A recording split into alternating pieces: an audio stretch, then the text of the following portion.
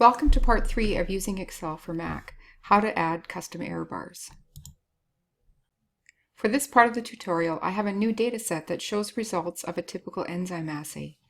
I changed datasets because generally we do not use error bars in standard curves.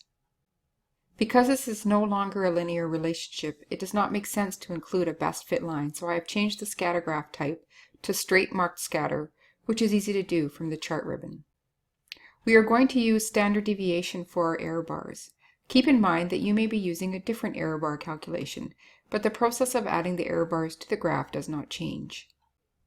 When adding custom error bars, the error bar values must be laid out on a spreadsheet exactly in the same order as the values you are applying them to, because we will select the error bar values as a range.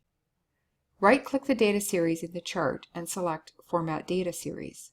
Note there are lots of things we can format in the data series. For now, select error bars.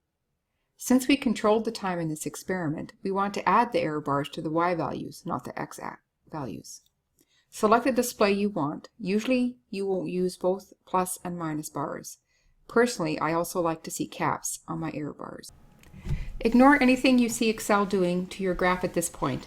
Excel has some strange built-in error bar systems that I don't understand.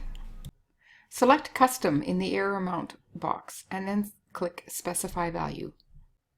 In the little pop-up box, click the red arrow button and select the range of values you are using for the error bars. Unfortunately, if you are showing both positive and negative values, you have to select the exact same range for both.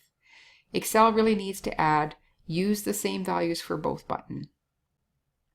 When you have selected both positive and negative, click OK and then click OK again. Note that if your error bars are small, you may want to adjust the thickness of your points and the line in the graph so that the error bars are more visible.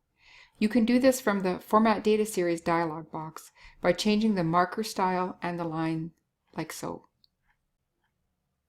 And that's it. If you followed all 3 tutorials, you should feel confident that you can do basic calculations and make basic graphs in Excel. Let me know in the comments if I missed something important, or if you would like me to cover another aspect of graphing in Excel.